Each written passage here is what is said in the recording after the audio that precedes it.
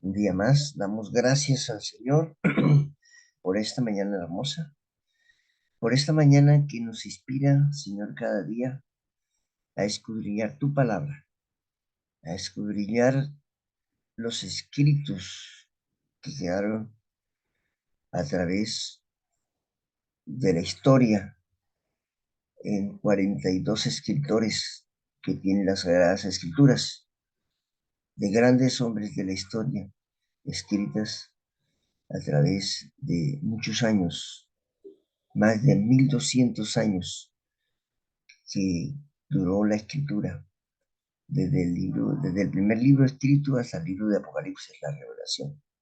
Damos gracias a Dios porque en esta conexión histórica eh, no se contradice la escritura y hacemos una conexión entre un libro y otro, una contextualización de la paz de tu palabra. Y nos regaló también la amplitud de esta escritura a través del Espíritu de Profecía, con muchos libros en diferentes temáticas que tenemos para profundizar, vivir, prepararnos y preparar a otros para tu pronta segunda venida, Señor. Así que vamos a continuar con lo que es la exponencia de la historia acerca de la preparación de la segunda venida del Señor Jesucristo, lo que tenemos que hacer con respecto a la investigación de tu palabra. Amén. Bueno, hoy el resumen de conflicto de los siglos, capítulo 20, la luz a través de las tinieblas. Hemos venido desarrollando un tema de esta semana que se inició precisamente un resumen histórico desde el año 457 antes de la era cristiana, más exactamente iniciado, hablando de las 2300 tardes y mañanas, en el otoño del año 457 y que hemos venido detallando paso a paso, pasando por las 70 semanas dentro de las 2300 tardes y mañanas hasta 1844, en otoño del 22 de octubre de 1844. Y luego hemos hablado también del contenido de tantas profecías que están dentro de este marco histórico. Y hoy nos vamos a centrar precisamente en 1844, ya, cuando ya las 70 semanas habían terminado y habíamos finalizado hasta 1844, 22 de octubre. ¿Qué sucedió en aquel entonces? Más centrados allí,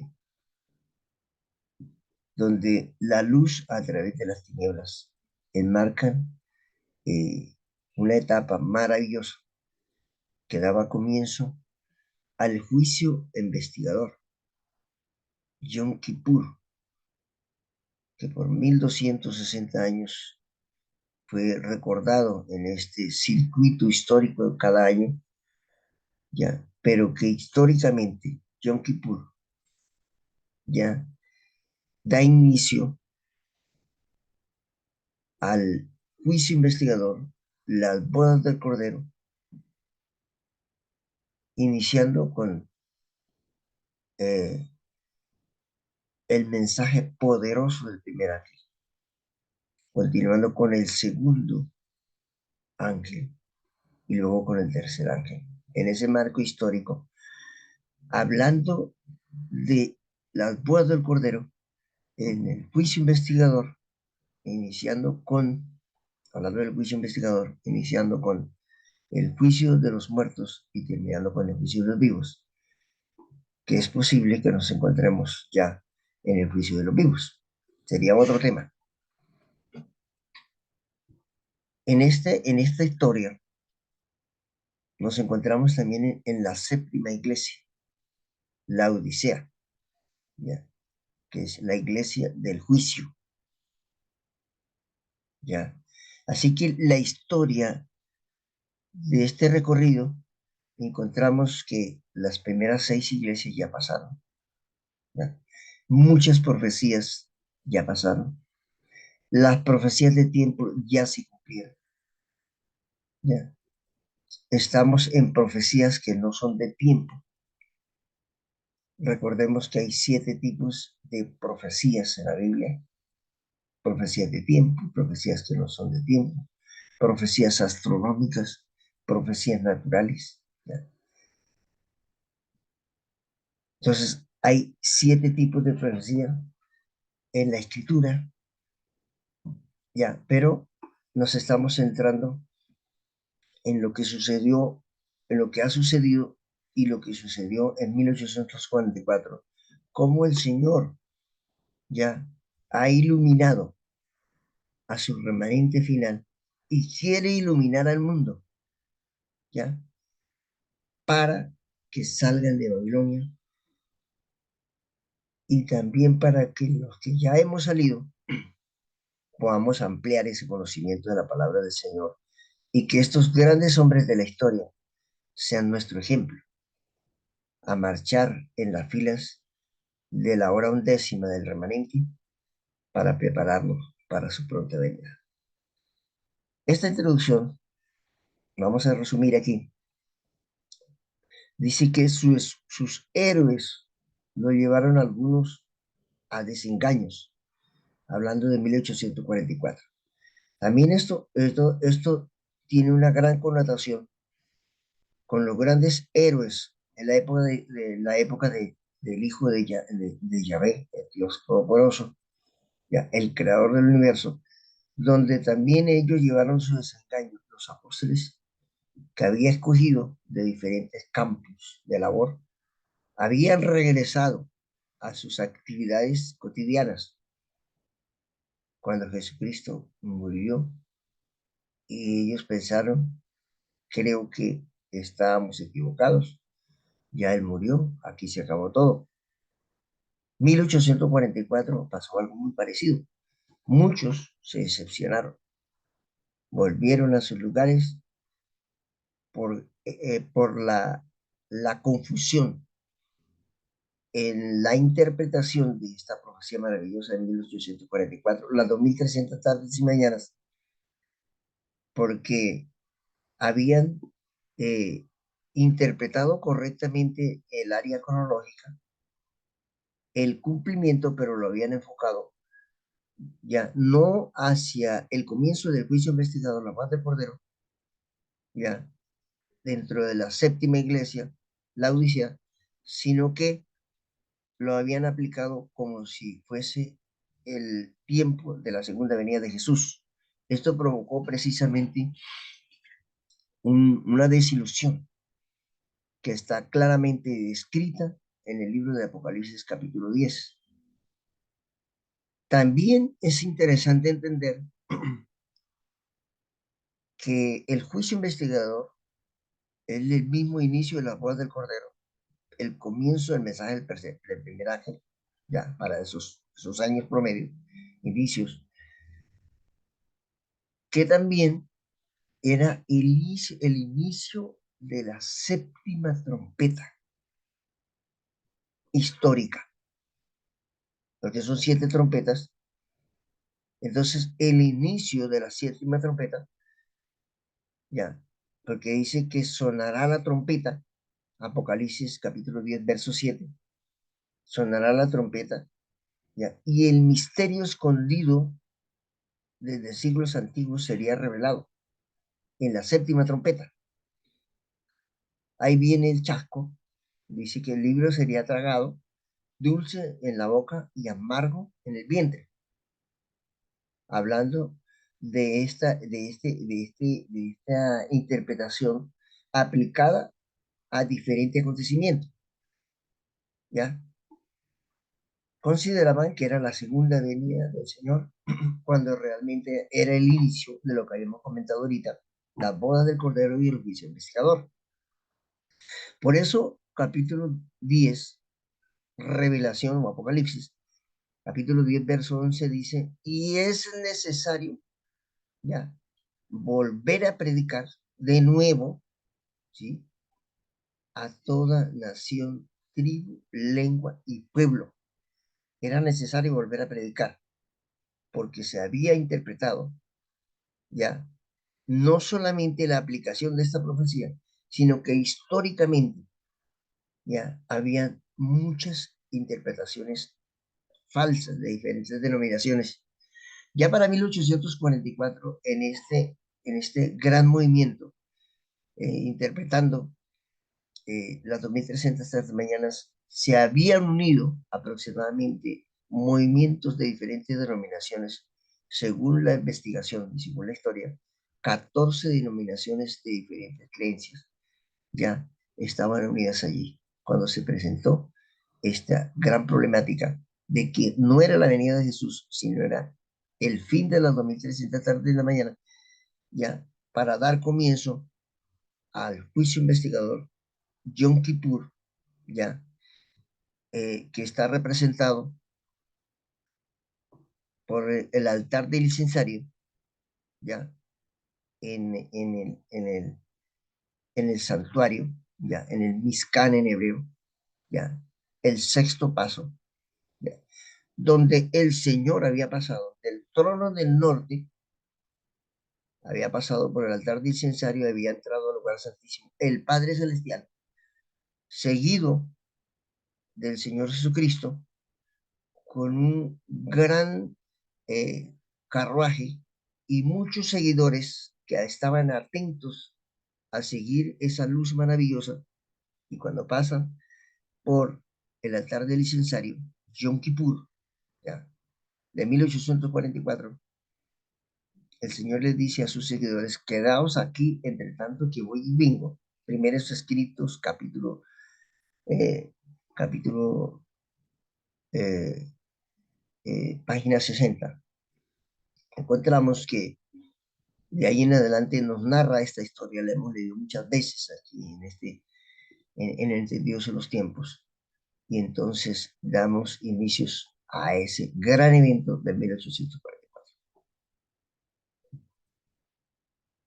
El texto bíblico declara que los santos hombres de Dios buscaron e inquirieron diligentemente tocante a las revelaciones que le fueron dadas para generaciones que aún no habían caído. Elena G. White comparte este pensamiento. Comparad su santo celo en la indiferencia con que los favorecidos en edades posteriores trataron este don del cielo, que censura contra la apatía amiga de la comodidad y de la mundanalidad, que se contenta con declarar que no se pueden entender las profecías. Es decir, todavía hoy en día se ha considerado profecías ya que algunos ponentes en la parte escatológica consideran muchas profecías ya como cumplidas, otras que se están cumpliendo, y ahí la mayoría de los estudiosos de las escuelas teológicas colocan todas estas profecías para el futuro. Otros las colocan que ya fueron cumplidas, pero la parte histórica ya nos enseña que hay profecías que se cumplieron, otras están en cumplimiento y otras están para cumplirse, como por el caso la segunda venida del Señor Jesucristo. Pero ¿acaso no todo el mundo cree que la segunda venida del Señor Jesucristo está en el futuro? No, porque algunos consideran que ya la segunda venida del Señor Jesucristo fue en 1914, sino que Él está de manera invisible. Por eso hay que escudriñar las escrituras, porque en ellas os parece que tenéis la vida eterna. La inteligencia de los hombres no es capaz de penetrar en los consejos del Eterno, de Elohim, del Creador del universo, ni de comprender enteramente el modo en que se cumplen sus designios. Por eso a menudo la mente de la gente es ofuscada por las opiniones humanas, las tradiciones y las falsas enseñanzas de los hombres de suerte, que no alcanzan a comprender más que parcialmente las grandes cosas que Dios reveló en su palabra. El Ela G. White describe así la experiencia de los propios discípulos de Cristo, que anunciaban la llegada del reino de Dios, pero no entendían la misión del Mesías, ya, del Cordero, del enviado, el que venía a redimir el mundo. Porque los discípulos consideraban, sí, entendían las parábolas, entendían lo que el Señor Jesucristo hablaba, pero lo aplicaban a que Él iba a ser el rey de esta tierra en ese entonces, ya, que iba a colocar todas las naciones bajo sus pies e iba a haber un reinado mesiánico en la tierra en los tiempos de Jesús. Eso era lo que los discípulos habían entendido. Lo mismo pasó en 1844. Los pioneros, algunos, en su mayoría, creían que era la segunda venida del Señor Jesucristo y no el inicio del juicio investigador. Hablando acerca, dice aquí que los discípulos no comprendieron, pero confiaron. Por eso es muy importante hoy en día que aunque no tengamos claro las profecías y que de pronto, por algún motivo, estemos interpretando alguna profecía mal, no podemos perder la esperanza ya y seguir confiando en esas verdades eternas que el Señor nos va revelando cada día. Fue durísimo verlo arrestado como un malhechor, azotado, escarnecido y condenado, y clavado en la cruz del Calvario. Ya, esta situación que presentó a los discípulos también fue presentada precisamente cuando sufrió lo que se le denomina como el chasco de 1844. Aquí, saltándonos un poquito, dice que leemos el pensamiento de la autora, la muerte de Cristo, el acontecimiento mismo que los discípulos habían considerado como la ruina final de sus esperanzas, fue lo que los aseguró para siempre. Ya, si bien es verdad que esa misma muerte fuera para ellos cruel desengaño, no dejaba de ser la prueba suprema de que su creencia había sido bien fundada. El acontecimiento que los había llenado de tristeza y de desesperación fue lo que abrió para todos los hijos de Adán la esperanza, la puerta de la esperanza. En ella se concentraban la vida futura y la felicidad eterna de todos los fieles siervos de Dios en todas las edades. Es decir, el plan de salvación había sido consumado de allí con la muerte del Cordero, ya con la esperanza para todos los seres humanos en la historia, los que habían muerto en la esperanza y los que estaban vivos y los que iban a nacer en generaciones futuras. Aunque los discípulos comprendieron mal el sentido del mensaje y vieron frustrarse sus esperanzas, habían predicado la amonestación de Dios, les encomendara, pero ellos, el Señor, iba a recompensar su fe y honrar su obediencia, confiándoles la tarea de proclamar a todas las naciones, el glorioso evangelio del Señor Jesucristo. No entendían, pero confiaron. Fue la experiencia del camino a Emaús que marcó el antes y el después para la vida de los discípulos. Su corazón ardía al repasar las escrituras y entender el sentido de la misma. Porque ellos, después de la muerte de Jesús, ya antes que él resucitara, ellos volvieron a repasar las escrituras y decían, ¿cómo es posible? Él decía que iba a resucitar el tercer día, ya, cuando se les aparece Jesús en el camino, ya, como si fuese un forastero. Y ellos estaban tan presumidos y tan profundos en esa análisis que estaba haciendo la escritura y no se daban cuenta que estaban caminando con el que ya había resucitado. Así que Miller y sus seguidores confiaron aunque no entendieron. Hoy día también nosotros, aunque no entendamos, podemos seguir confiando en esta maravillosa esperanza. Lo que experimentaron los discípulos que predicaron el Evangelio del reino, cuando vino Cristo por primera vez, tuvo su contraste en lo que experimentaron los que proclamaron el mensaje del segundo advenimiento, como los primeros discípulos Guillermo Miller, o sea, así como los primeros discípulos también Guillermo Miller y sus colaboradores no comprendieron ellos mismos enteramente el alcance del mensaje de la proclamación. Los errores que existían desde hacía largo tiempo en la iglesia les impidieron interpretar correctamente un punto importante de la profecía. Iban a sufrir un profundo desengaño debido a una falsa comprensión del significado de la profecía que estaban proclamando. Su error fue aceptar la creencia popular relativa a lo que construye el santuario. Es decir, no habían entendido correctamente. Ahora, hoy en día, ¿qué sucede? Si nosotros analizamos o comenzamos a analizar,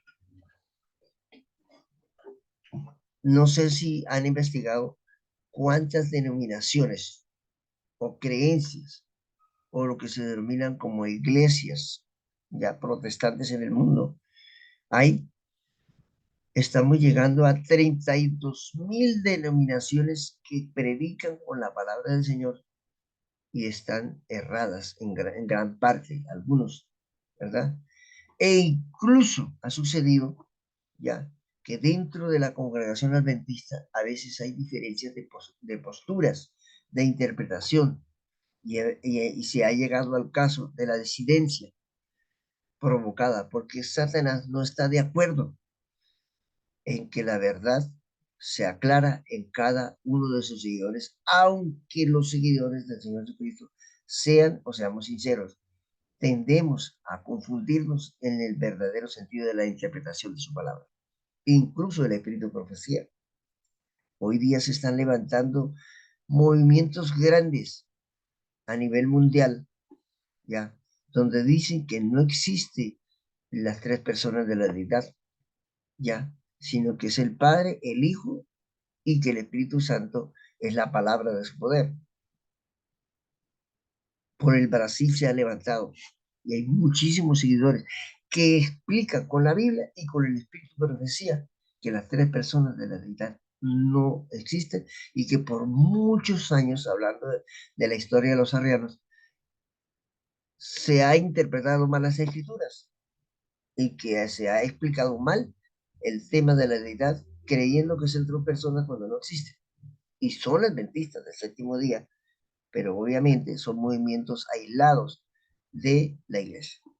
Entonces, por esta razón hay que escudriñar mucho las escrituras para que no caigamos en el error de malinterpretar las profecías e incluso el tema de la deidad y otras temáticas que nosotros tenemos y que son relevantes para estos tiempos. También encontramos como el tema, por ejemplo, de la reforma por salud, la salida al campo y muchas temáticas más que de pronto han sido mal enfocadas y que no han sido direccionadas bajo el contexto bíblico y el espíritu de profecía a donde el Señor ha querido llevarnos para prepararnos cuerpo, alma y espíritu para su pronta venida, ¿verdad? Dice que fallaron en su interpretación del santuario, pero cumplieron el propósito de Dios. Es decir, esta profecía prácticamente el Señor ya sabía que iba a suceder. ¿Por qué? Porque históricamente el capítulo 10 del conflicto del Apocalipsis, ese libro fue escrito ya 2000 años atrás en la isla de Patmos por el discípulo amado Juan. Escribió y ya estaba escrito allí lo que iba a suceder en 1844. Qué impresionante. El Señor ya sabía lo que iba a suceder y esto tenía que cumplirse al pie de la letra. Para que esto motivara la profundidad de investigación de las escrituras y no volver a caer en ese error. Por eso hoy día nos encontramos en este hermoso grupo, entendidos en los tiempos, investigando, ya, investigando las escrituras para que no volvamos a caer en los errores de las malas interpretaciones.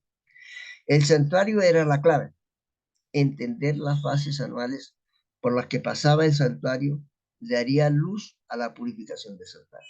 Mire esto importante que acaba de decir aquí, este escrito. El santuario era ¿qué? La clave.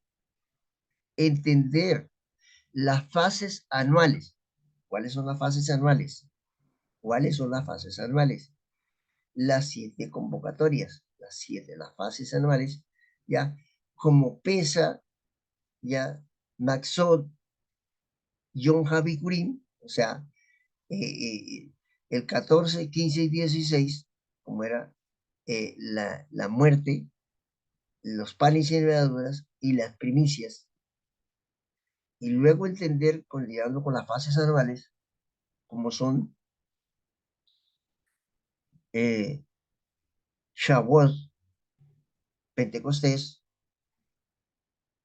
Yom Teruah, Día de las Trompetas, Yom Kippur, Día del Juicio, Día de Tisri, y finalmente Sukkot, que es traducido como la fiesta de las enramadas, ya, las cabañas. Estas fases anuales son cruciales entenderlas, entenderlas para poder profundizar más el tema del santuario en sus 7 fases en la historia y poder comprender más el cumplimiento profético en las edades presentes, pasadas y lo que falta por suceder. Entender las fases anuales por las que pasaba el santuario daría luz a la purificación del santuario. Es decir, que si se hubieran estudiado a profundidad las convocatorias aplicadas dentro del santuario, hubiese habido muchísima luz para entender lo que iba a iniciar en 1844 como la purificación del santuario a través del juicio investigador en la Rueda de Córdoba. Esto estaba relacionado con el acto final de la obra de expiación. Era el último servicio efectuado por el sumo sacerdote en el cielo anual de su ministerio. El día de la expiación era el día del perdón, que en hebreo es Yom Kippur, día de juicio.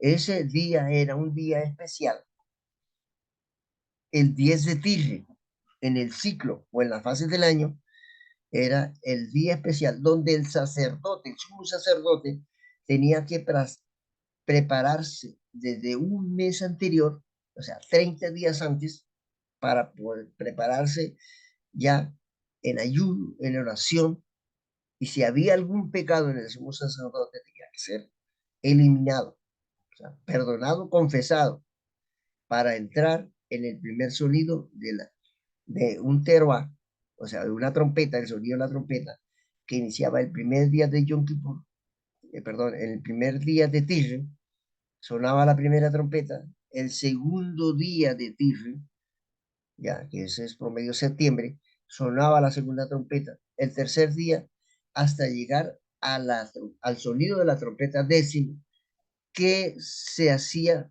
el clarín del sonido de la trompeta el día 9 en la noche, y ya es día 10.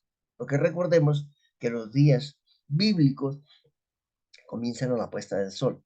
Es decir, que el día 9, cuando se ponía el sol, ya era 10 de Tishri. Y por eso se dice que la última trompeta sonó el día 9 a la puesta del sol. O sea que la sonar de las trompetas estaban dadas al inicio de cada día, o sea, a la puesta del sol, el día 9 en la noche, que ya era el día 10 en el calendario hebreo. Dice aquí que el día 10, el día, perdón, dice aquí que el día, vamos aquí a resaltarlo, dice el día en el que se borraban los pecados del pueblo, ya, prefiguraba o ilustraba la obra final del ministerio de nuestro sumo sacerdote en el cielo, en connotación con el 10 de Tirri, que iniciaba el juicio, y por eso hoy día incluso el pueblo de Israel todavía celebra este día, ya, como es el 10 de Tirri, el día de perdón, además de ser un día de ayuno, que el día de ayuno se comenzaba y se debería comenzar a la puesta del sol. Es la obra de juicio, dice aquí, es la obra de juicio, es la obra de juicio que anuncia el ángel cuando dice, la hora de su juicio ha llegado. Apocalipsis 14:7. ¿Ya? La hora de su juicio ha llegado, y adorar a aquel que hizo el cielo y la tierra y las fuentes de las aguas. ¿Qué nos recuerda? Shabbat. Hermano Luis, ¿pero por qué Shabbat? Porque dice Éxodo 20, ya, más específicamente del Shabbat, el verso 11. Dice, porque en 6 días hizo los cielos y la tierra, ya, el mar y las fuentes de las aguas. A él hay que adorar.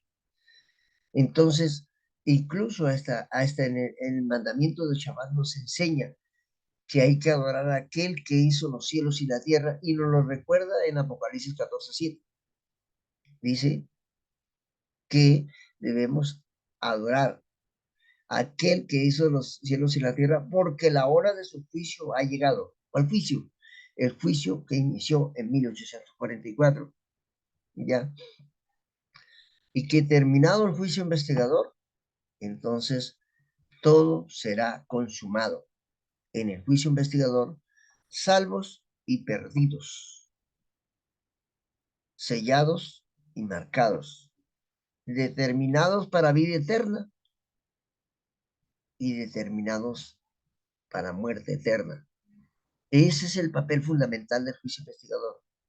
Estamos en el juicio investigador todavía, estamos en el cierre final. El Señor llama a través del mensaje de sus 3 ángeles, proclamando al mundo entero las verdades eternas, para que nadie se pierda, sino que todos vengan al arrepentimiento. Por eso estos pioneros, ya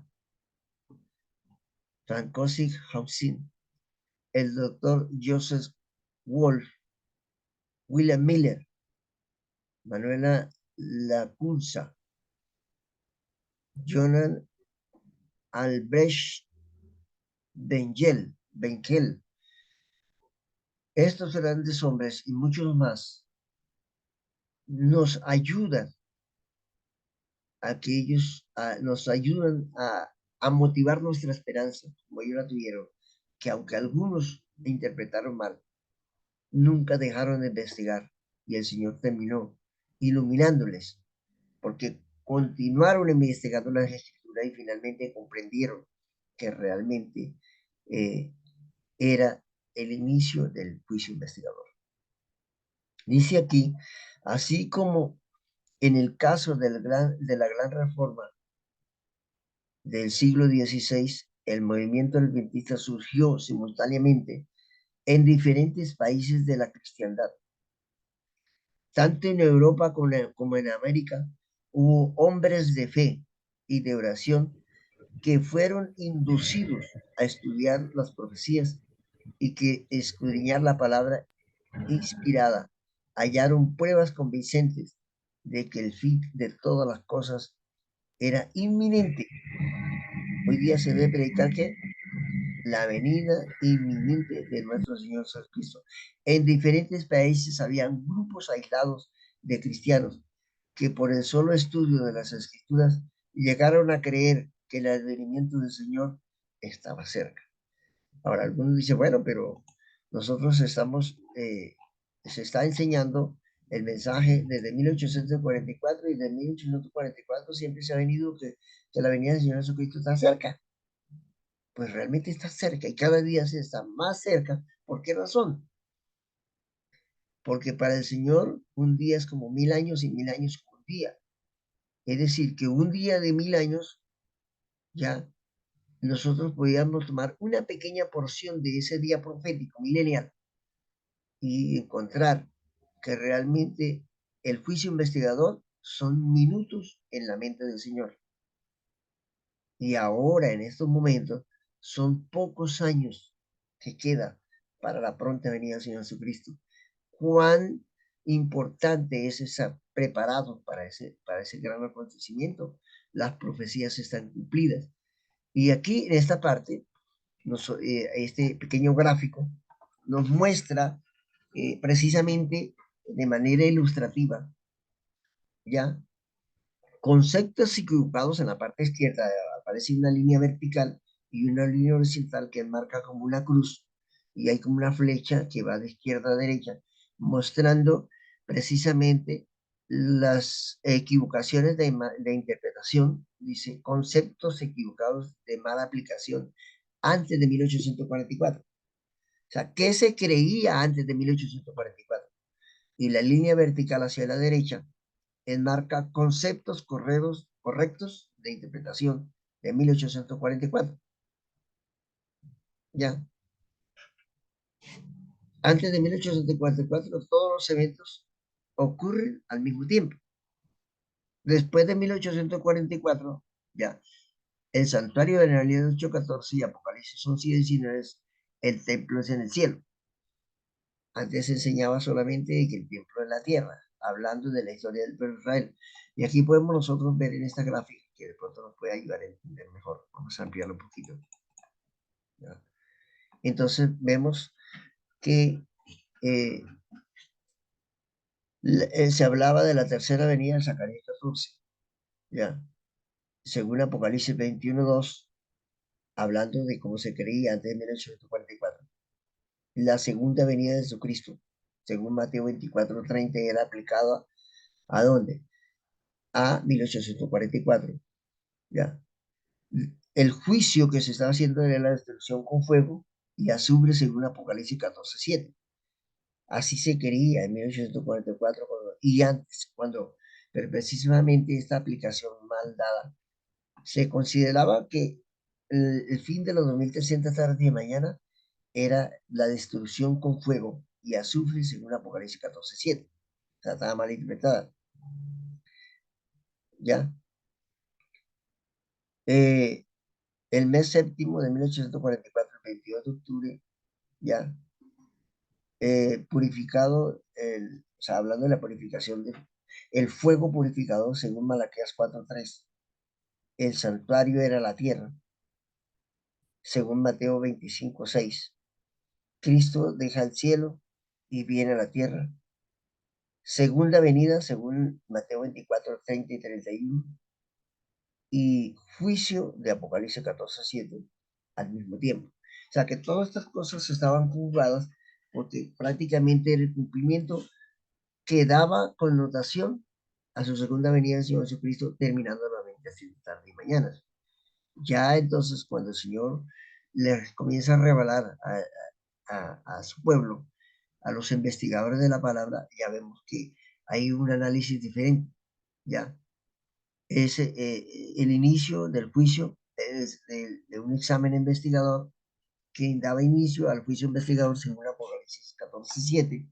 La segunda venida de Jesucristo ya no era la segunda venida de Jesús en 1844, sino que se iniciaba con gran pregón la segunda venida del Señor Jesucristo según Mateo 24:30 y 31, ya después del juicio según Apocalipsis 14:17 y Apocalipsis 22:11, ya terminando el juicio investigador, se iniciaba lo que es las plagas y entonces venía el Señor por segunda vez, ahora sí, con la correcta interpretación para dar comienzo al séptimo milenio, ya, porque nosotros estamos ahorita en el sexto milenio.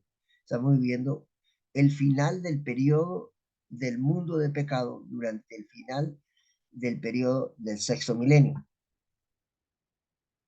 ¿verdad? Para luego proclamar la tercera venida, ya.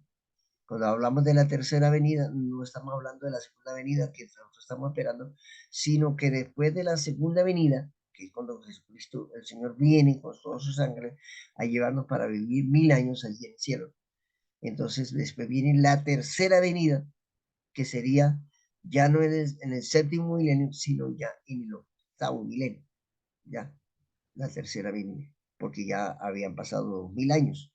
6000 años de pecado, 1000 años en el cielo, Satanás 1000 años en la tierra está desolada, destruida. Entonces ya viene el octavo milenio, que sería la tercera venida. Entonces aquí, este gráfico nos enseña que ya las profecías se estaban enseñando mejor. Y hoy día ya tenemos con más claridad, porque tenemos el apoyo de las escrituras y la grande historia, ¿verdad?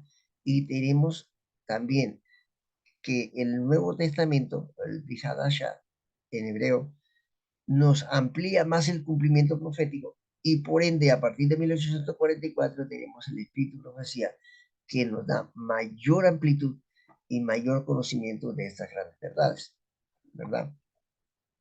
Muy bien, entonces esto es el resumen de lo que precisamente nos habla el capítulo 20 del conflicto de los siglos, haciendo un análisis para motivarnos y ayudarnos a seguir adelante acerca de esta programación, del mensaje del primero, segundo y tercer ángel, y que el tiempo está cerca, dice, arrepentidos y adorad aquel que hizo el cielo y la tierra y la fuente de las aguas. Si Apocalipsis 20, Apocalipsis 29 y 14 y 15, ¿verdad? Nos habla acontecimientos muy analíticos con respecto al octavo milenio. Zacarías 14, 4 y 5, 9, pero más específica 14, 4, nos habla acerca de el cierre del séptimo milenio, el comienzo del octavo milenio, y que no nos pase como pasó en los primeros 1844, ya que Zacarías 14 y Apocalipsis 20 en adelante, 14 y 15, nos está hablando de la era del octavo milenio, cuando ya es la tercera venida, del tercer juicio, ya, porque está el juicio investigador, ya, el juicio verificativo y el juicio ante el gran trono blanco, cuando realmente la sentencia está dada, pero ya cuando desciende fuego del cielo y cae sobre los que realmente tenían la marca de la bestia y los que no alcanzaron el sello divino, entonces son hechos cenizas, según dice Zacarías. Zacarías al inicio nos habla acerca de Malaquías, también nos habla en muchos libros, cómo quedará la tierra después del juicio entre el gran trono blanco. Entonces la tierra será reformada, habrá un cielo nuevo y una tierra nueva, y viviremos aquí en la tierra después de la tercera venida, ya viviremos para siempre. Isaías nos dice que el león, un niño pastorea un león, una serpiente jugará con los niños. Ya las serpientes no serán venenosas, ya los leones no serán fieras.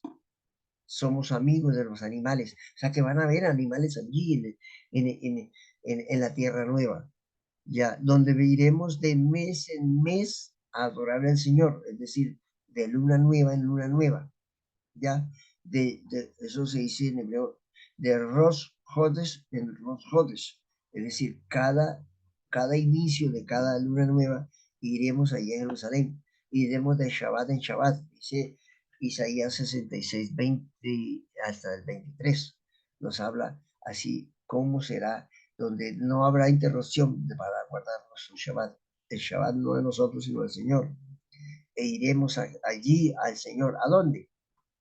Recordemos que Zacarías 14 nos habla de que en el monte de los olivos se parte de norte a sur, haciendo una línea de oriente hacia occidente, y queda esta montaña abierta, parte de la montaña en el norte y parte de la montaña al sur del Monte de los Olivos, formando un gran valle donde el Señor asienta sus pies y la Nueva Jerusalén. E iremos de mes en mes, de todos los confines de la tierra, allí a Jerusalén, a orar, de mes en mes y de Shabbat en Shabbat. Yo estaba pensando el otro día, y por ejemplo, si nosotros vivimos en Colombia y vamos a ir allí a Jerusalén cada sábado, ¿cuánto tiempo gasta? Porque en aquella intención no van a ver, el Señor no va a usar aviones, ¿ya? Ni va a usar trenes. ¿Cómo iremos a ir? El Señor tiene un medio para podernos transportar de manera rápida de cualquier confín de la tierra hasta allí al Monte de los Olivos, para estar de Shabbat en Shabbat y de sábado en sábado para adorar allí al Señor, que será la capital del centro de esta tierra y la capital central del universo. Maravilloso. ¿Cuántos les gustaría estar allí en este hermoso lugar donde realmente vamos a estar con el Señor por toda la eternidad? Por toda la eternidad. Entonces, no sé si hay alguna pregunta, hay algún comentario antes de cerrar esta grabación. Me gustaría saber qué aportes hay, si alguien quiere aportar algo, y si alguien tiene alguna pregunta con respecto a este resumen del capítulo 20 del conflicto de los siglos y la inminente, la palabra inminente segunda venida de Jesucristo, que casualmente esta semana se está hablando sobre esa temática central. Amén. ¿Alguna pregunta? ¿Algún aporte? Hermanito, buenos días con todos. Yo quería leer algo que yo encontré en Testimonios, uno en la página 360, que dice, nuestra hermana Helen White dice, no hay mayor engaño que pueda suceder, no hay mayor engaño que pueda seducir a la mente humana que aquel que hacer creer a los hombres que están perfectamente bien y que Dios acepta sus obras cuando están pecando contra Él.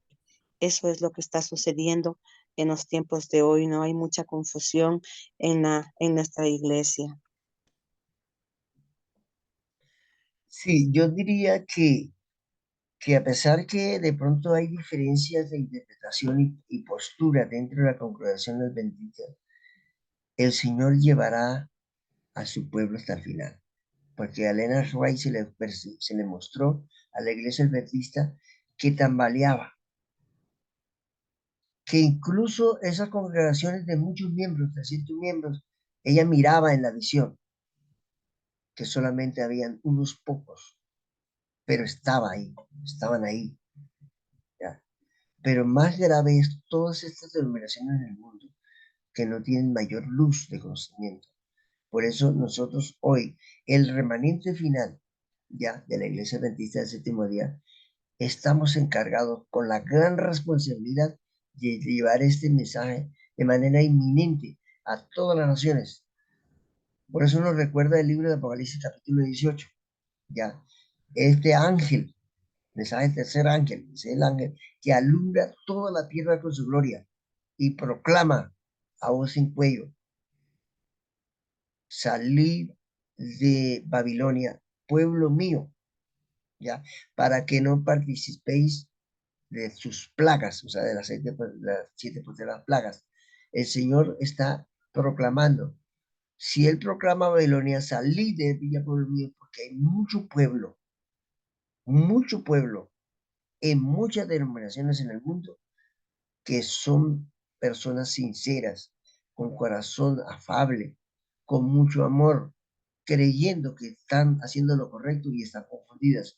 Y le dice al remanente de la hora undécima, le dice al pueblo de la iglesia adventista: escudriñad las escrituras, porque de ellas les parece que tenéis vida eterna. Y dice Apocalipsis 10:11, es necesario volver a predicar de nuevo, ¿ya? Porque dentro de la congregación adventista hay muchos que no estudian la palabra, no estudian las profecías, no lo entendemos. ¿Y cómo podemos programar al mundo entero si nosotros no estamos preparados? Tenemos que prepararnos, preparar nuestras familias, proclamar al mundo entero. Por eso el mensaje del Señor Jesucristo a los discípulos era ir a predicar al mundo, comenzando por Judea, Samaria y hasta lo último de la tierra. Ese es el mensaje para hoy de nosotros. Hay que escudriñar para no caer en los errores que cayeron los discípulos de mala interpretación, que cayeron los pioneros y que eran hombres de Dios. Hoy día hay hombres de Dios ya erróneamente confundidos, sinceros de corazón, pero sinceramente equivocados. Entonces, muchas gracias por esa palabra. ¿Otro aporte más? Mi hermano, disculpe, hoy no puedo entrar tan temprano y no entendí el diagrama que usted compartió al final, porque se muestra la imagen de la segunda venida en dos oportunidades. O sea, como si hubiese la segunda venida, bueno, presenta Mateo 24, 30 al 31 Muy bien. y luego Sí, el juicio investigador y todo milenio. ya le entendí su pregunta. Sí, de pronto le recomendaría que como esta grabación va a ser enviada al canal de YouTube, de Entendidos en los Tiempos, y al grupo de Entendidos en los Tiempos en WhatsApp, sería bueno que se lo vea de nuevo, pero lo voy a aclarar. El gráfico que había al final era que había dos posiciones con respecto a la venida del Señor Jesucristo. La primera se consideraba que en 1844, el final de las 2300 tardes y mañanas, ellos entendían o habían entendido que no estaba hablando del inicio del juicio investigador y la boda del Cordero, sino que era la segunda venida de Jesús. Por eso esa línea vertical hacia la izquierda era como creían antes, pero después de que se siguió investigando las escrituras, la línea vertical que está en negro hacia la derecha ya era como realmente lograron entender que no era la segunda venida de Jesús, sino que era el inicio del juicio investigador y que la venida del Señor Jesucristo era después del juicio investigador. Eso es lo que está diciendo más o menos la gráfica. Hermanito Luis, buenos días. Sí, señor. En el libro El Gran Movimiento Adventista está todo de lo que pasó. Y es ¿Qué bueno que capítulos específicamente los tienen? los hermanos que no tienen el libro, todavía tenemos libros Sí, que sí, pueden conseguir para poder estudiar, ¿no? así es. Específicamente, el Gran Chasco, que es lo que el clamor de medianoche, ahí está hablando desde el capítulo, el mensaje de la segunda venida. El capítulo 5 en adelante. El capítulo 10 es el clamor de medianoche. El gran chasco es el capítulo 12. ¿Sí? Entonces ahí se puede estudiar todo lo que ocurrió en el clamor de medianoche, el mensaje del segundo ángel, el gran chasco en el capítulo 12. ¿Ya? Amén. Desde el capítulo 4 realmente se puede estudiar porque viene hablando sobre el tiempo del fin, lo que iba a ocurrir en el tiempo del fin y cómo se abre el mensaje de la segunda venida, los mensajeros que comenzaron a hablar, la cena, las bodas del Cordero, la demora y todo esto, todo eso está allí en el libro El Gran Movimiento Adventista, hermanos. Si ustedes están en otro lugar donde no lo pueden conseguir en físico, consíganlo en PDF y escudriñen, que ahí está todo. Amén. Hermana Silvia, muchas gracias por esa información. ¿Algo otro aporte más? Todo esto está quedando grabado, porque, por ejemplo, esa referencia que da hermana Silvia es importantísima, porque uno dice el gran movimiento adventista está allí, pero la hermana Silvia fue específica y puntual, o sea, nosotros vamos a ir puntualmente allí a averiguar algo que nos complementa con el tema de hoy. Muy bien, muchas gracias, hermana Silvia. ¿Alguien más?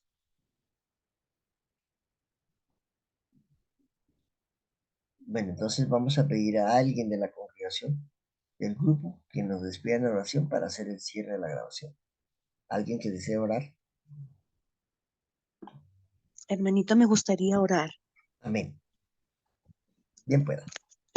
¿No se pueden hacerlo de rodillas? ¿Oremos? Amén. Santo y bendito eres, Señor, mi Dios Padre Todopoderoso. Padre amado, Padre misericordioso, para ti todo el poder, la gloria, la honra, Señor. Te queremos agradecer, Padre, porque Cada día es un milagro que tú haces en nuestras vidas para nosotros poder realizar reformas definitivas en nosotros. Gracias, Padre, por tanta luz que tú nos das cada mañana. Gracias, Señor, porque este gran milagro de vida nos ayuda a nosotros a seguir creciendo en nuestra vida espiritual. Gracias, Padre, porque todos los días tú nos estás llamando para que estemos junto a ti. Ayúdanos, Señor, a permanecer fieles y leales a ti. Ayúdanos a que el Espíritu Santo, Padre, esté siempre con nosotros, que sea Él quien nos guía, que sea Él quien nos ayuda a dar nuestro conocimiento, nuestra luz, a ser sal para muchas personas que hoy lo están necesitando, Señor. Ayúdanos a que nosotros podamos ya predicar tu verdad presente, que aprovechemos este tiempo de gracia que todavía nos queda, Señor. Ayúdanos, Padre, para que esta fe sea perenne en nosotros, inquebrantable, Señor. Ayúdanos a sujetarnos de tu palabra, que el enemigo, Señor, no interfiera en nuestra vida espiritual, en nuestros estudios. Padre, bendice a todo este grupo de entendidos de los tiempos. Bendice a los líderes, al pastor. Bendice, Señor, a todas las personas que todos los días se están preparando para darnos esa enseñanza, porque eres tú que pones tus palabras en ellos, Señor. Danos la comprensión que necesitamos, que cada día estudiemos y escudriñemos, Señor, tu palabra, para seguir alimentándonos, Señor, con este gran pan espiritual. Sé tú con todos nosotros, Señor.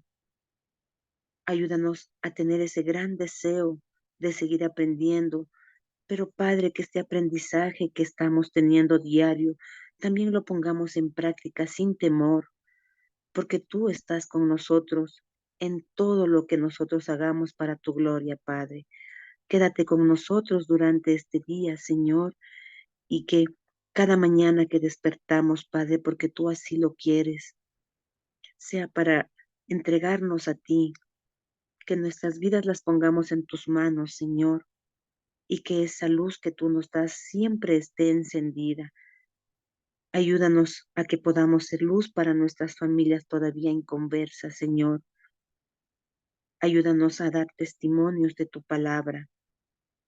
Gracias, Padre, por escucharnos, porque tú estás aquí en los hogares de cada uno de nosotros, escuchándonos, Señor. Bendito y alabado siempre sea tu nombre. Por Cristo Jesús te agradecemos y también a nombre de Él te pedimos. Quédate con nosotros durante este día. Amén, Señor. Amén.